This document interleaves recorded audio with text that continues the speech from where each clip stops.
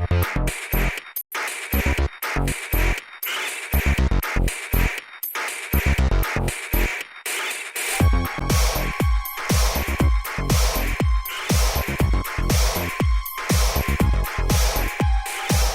you're watching GearWire.com. I'm Owen O'Malley. We're at Pitchfork 2011 with Jupiter and John from Health. How's it going, guys? Good. Yeah. What's up, man? So I wanted to first talk about your recording experiences, the very different recording experiences you guys had doing your first album and then, going to the studio for your second album. But why don't you talk a little bit about that? I guess just to preface this, we're very uninformed when it came to first dealing with our first record. Like we went in there, we didn't know shit. John did some research online, read some blogs, and we were like, I guess we put a mic here, and he looked into some gear pieces that we should get. We got like a Chandler Abbey Road preamp, some Coles mics. But it was a miserable experience. We were recording in a large warehouse-type room. The smell down in It's like a live venue, right? It's a live venue, and we went in there because it had a big booming sound. But as far as a recording environment, it's very difficult to navigate for that. We literally spent like 5 hours placing a snare mic because we didn't know what we were doing.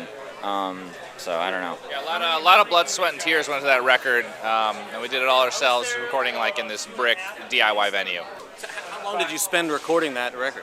Very long time. We would have to load in all our gear. We'd show up like at 4 a.m. some days, but most days we'd show up early, take like 3 hours to like set up all this crap, this like the limited gear we had, most gear we rented, and then record for as long as we could, and then like go home and like take forever to pack up. Like so much work when loading in for a show every time you wanted to record. Yeah, and we bring everything because it's not a studio, and man, the things we've learned, like if I could have just gone back in time and told myself, like, dude, you don't have to do that.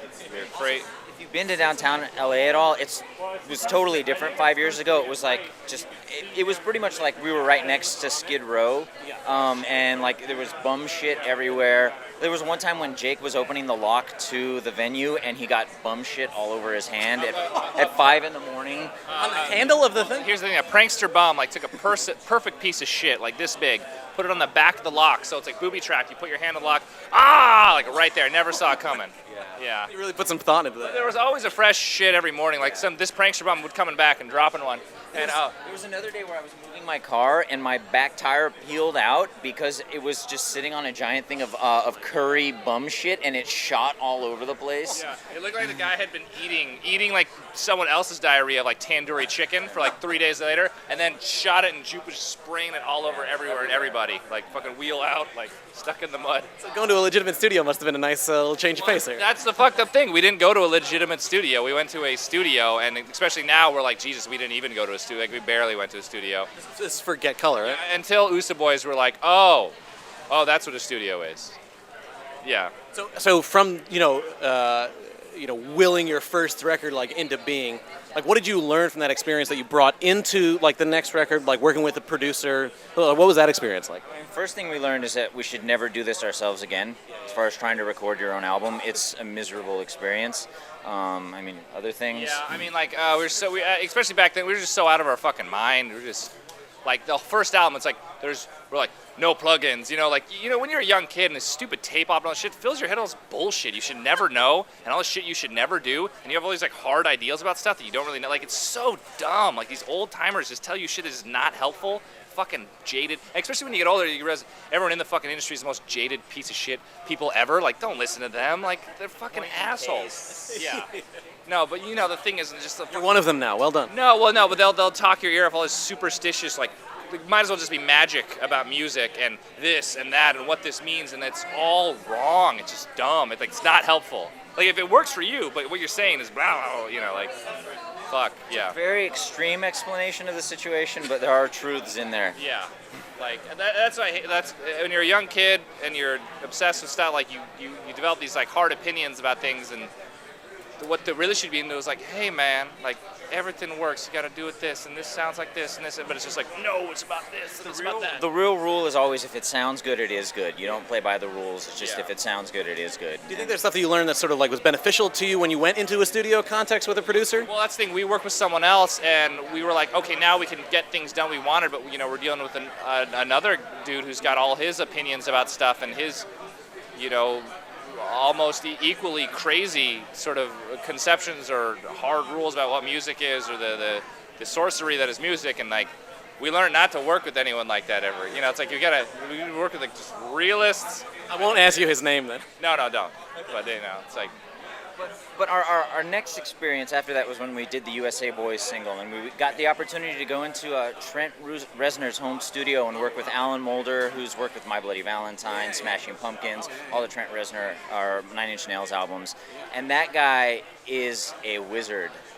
He's incredible, just so talented, so chill, and a total workaholic too, like just focused on the computer the whole time. If you don't give him something to do, he starts to get upset. And anytime you give him something to do, it's like we had a joke going that like he just had this big like red knob that he would turn that would just make things better, you know, because he would just stand in front of the computer. Like he was awesome. And he's been working in the industry for a long time. One of the most in-demand people ever. And like that really we're like, oh, that's why you work with people, you know, that's why you pay for this and that. It's like that's what really makes things happen. So we learned, it meant so much just in that one experience. Are you guys thinking about your next like recording experience or planning that out? Yeah, we're trying to find people to make this next record. Well, everything right now is about this next record. So, but we really, really want this to be special. There's things that happened in the past, obviously, that you know we'd like to rectify. And we're thinking about a very unconventional approach to it, which is still kind of like all up in the air, but it won't be just walking into a studio, recording it, working with one producer. We're going to try a lot of different things potentially, so we'll see what happens.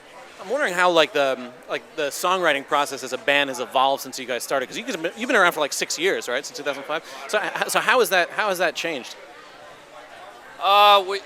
We've gotten to streamline things. In the old days, I mean, like, we're also kind of out of our mind too. We would just, you know, write this idea out on paper, like arrow, and like, okay, this is the song, this is the idea for the song, and then you know, we'd work through it, and you know, really painstakingly, we were finding all these tones and all these ways to do these sort of things, or we had these concepts of what we would do, and we had to find a way to make that actually make sense.